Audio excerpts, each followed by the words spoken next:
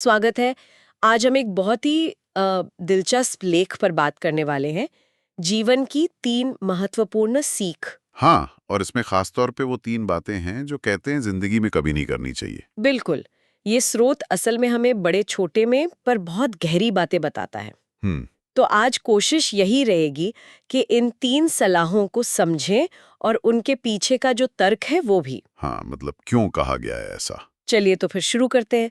पहली नजर में तो ये बातें सीधी सी लगती हैं ना, हाँ, बिल्कुल। पर ये लेख इन्हें इतनी गंभीरता से क्यों ले रहा है? तो पहली बात जो लेख कहता है वो है अपने सारे राज, अपनी हर बात हर किसी को बता देना। हम्म। लेख इसे एक गलती मानता है। साफ लिखा है, हर बात सबके सामने खोल देना गलती है। सही है। ये सुनने में आसान लगता है, पर आज के जमाने में जहाँ हम इतना कुछ शेयर करते हैं ऑनलाइन ऑफलाइन, हाँ वही तो। शायद ये उतना आसान है नहीं। तो ये सिर्फ मतलब प्राइवेसी की बात नहीं है। नहीं नहीं, उससे कहीं ज्यादा गहरी बात है ये विवेक की बात है, खुद की हिफाजत और रिश्तों की समझ। अच्छा। लेख का तर्क ये है कि हर कोई, चाहे कितना भी नजदीकी लगे, जरूरी नहीं कि वो आपके भरोसे के लायक हो।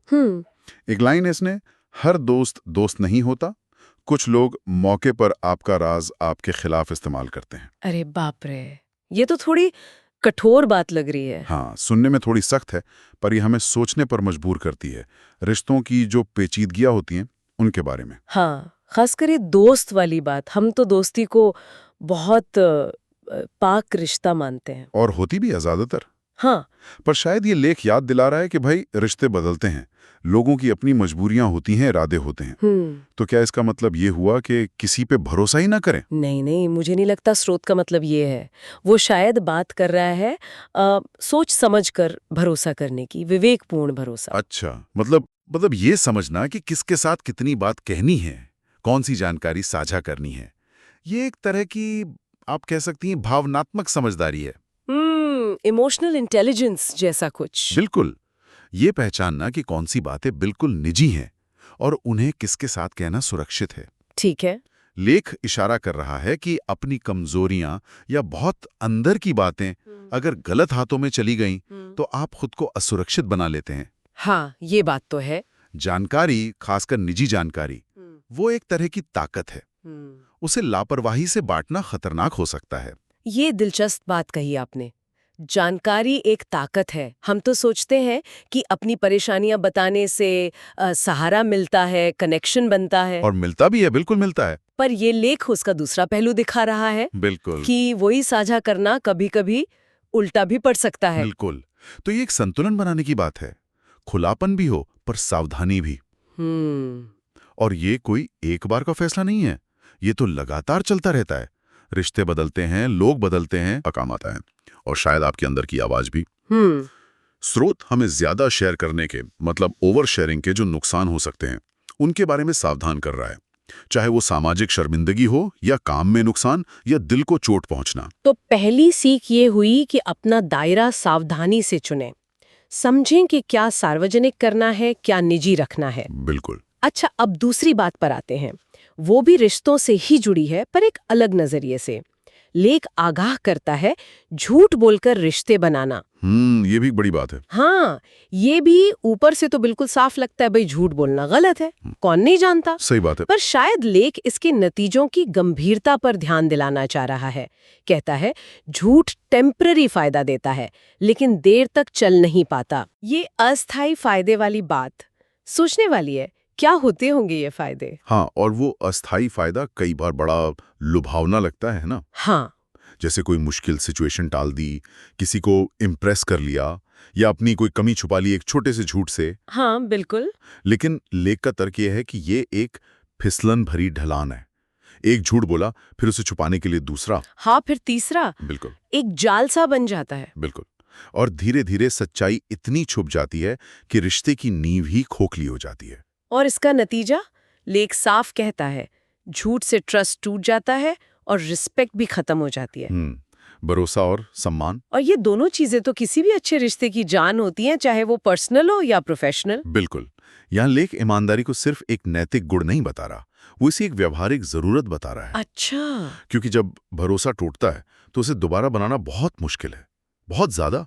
कभी कभी तो नामुमकिन। सही बात है। हर झूठ चाहे कितना भी छोटा क्यों ना लगे, वो रिश्ते में एक दरार डालता है, और जब ये दरारें बढ़ती जाती हैं तो रिश्ता टिक नहीं पाता।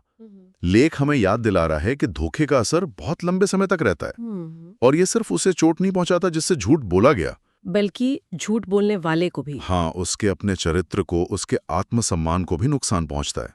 ये सोचने वाली बात है कि अगर झूठ के इतने नुकसान हैं, जैसा लेख बता रहा है, तो फिर भी लोग इसका सहारा क्यों लेते हैं?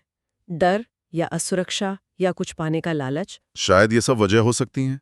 अक्सर लोग फौरी नतीजों पर ध्यान देते हैं ना, लॉन्ग टर्म नुकसान नहीं देखते। हाँ, बस अभी काम बन जाए। हाँ, कभी कभी सच बोलना मुश्किल लगता है, डर लगता है कि झगड़ा हो जाएगा।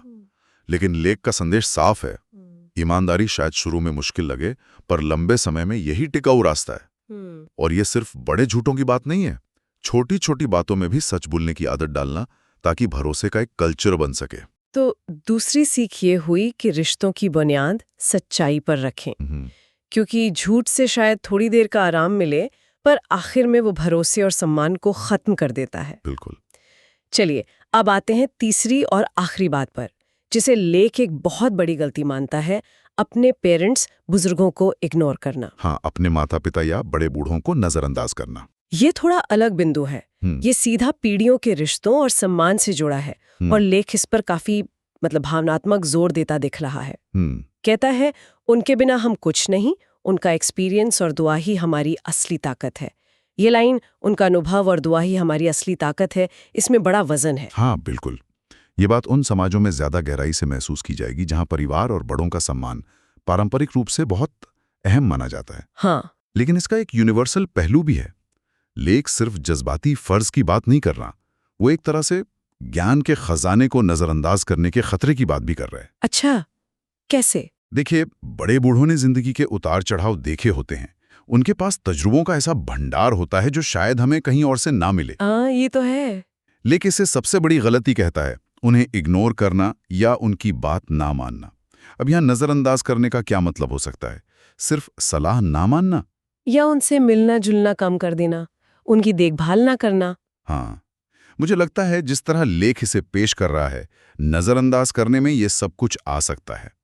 उनकी सलाह को बिना सोचे खारिज कर देना, उनके तजुर्बों को पुराना या बेकार समझ लेना, उनकी शारीरिक या भावनात्मक जरूरतों पर ध्यान न देना, उनसे दूरी बना लेना। अच्छा, ये सब शायद इसी दायरे में है, और ये सिर्फ उनका अनादर नहीं है, बल्कि उनके जीवन भर के ज्ञान को ठुकराना भी है। लेख का भाव ये है कि ऐसा करके हम अनजाने में अपनी ही एक बड़ी ताकत, उनके अनुभव और मार्गदर्शन, उससे खुद को महरूम कर लेते हैं। और वो दुआ वाली बात भी है। बहुत सी संस्कृतियों में मानते हैं कि माँ बाप और बड़ों का आशीर्वाद वो बहुत मायने रखता है। बिल्कुल। तो उन्हें नजरअंदाज करना सिर्फ उनके ज्ञान को ठुकराना नहीं, बल्कि उनके प्यार और शुभकामनाओं से भी मुंह मोड़ना है, ऐसा लगता है लेख कह रहा है। हाँ, बिल्कुल। ये बिंदु हमें पीढ़ीगत जुड़ाव, एहसानमंदी और सम्मान के महत्व की याद दिलाता है। ये हमें सोचने पर मजबूर करता है कि क्या हम अपनी भागदौड़ भरी जिंदगी में उन लोगों को पूरा समय और ध्यान दे पा रहे हैं जिन्होंने हमें पाला पोसा, जिनके पास जीवन का इतना तजुर्बा है। सही बात है। लेख हमें चिता रहा है कि उन्हें अनदेखा करना ना सिर्फ नैतिक रूप से गलत हो सकता है, बल्कि हमारी अपनी जिंदगी की समझ और बेहतरी के लिए भी नुकसानदेह हो सकता है। तो अगर हम इन तीनों बातों को एक साथ देखें, राज सोच समझ कर बताना, रिश्तों में झूठ से बचना और बड़ों का सम्मान करना, क्या इनमें कोई कॉमन धागा नजर आता है? कोई एक केंद्रीय विचार? हाँ, एक दिलचस्प पैटर्न तो दिखता है। तीनों बिंदु कहीं ना कहीं भरोसे, ईमानदारी और सम्मान, इन बुनियादी मानवीय मूल्यों के आसपास घूमते हैं। अच्छा। हाँ, देखिए, पहली सलाह विवेकपूर्ण भरोसे और अपनी सुरक्षा की बात करती है। ठीक है। दूसरी सलाह ईमानदारी की नींव पर रिश्ते बनाने पर जोर देती है, क्योंकि ईमानदारी ही भरोसे का आधार है। और तीसरी सलाह सम्मान, खासतौर पर उनके लिए जिन्होंने हमें जीवन दिया और रास्ता दिखा सकते हैं, उसके महत्व को बताती है। तो लेख के हिसाब से ये तीनों सोच समझकर भरोसा करना, पूरी ईमानदारी रखना और सच्चा सम्मान देना, यही शायद एक स्थिर भरी जिंदगी और मजबूत रिश्तों के पिलर हैं। हाँ, ऐसा कहा जा सकता है। लेख असल में नकारात्मक सलाह, ये मत करो, के जरिए हमें सकारात्मक मूल्यों की तरफ इशारा कर रहा है। अच्छा।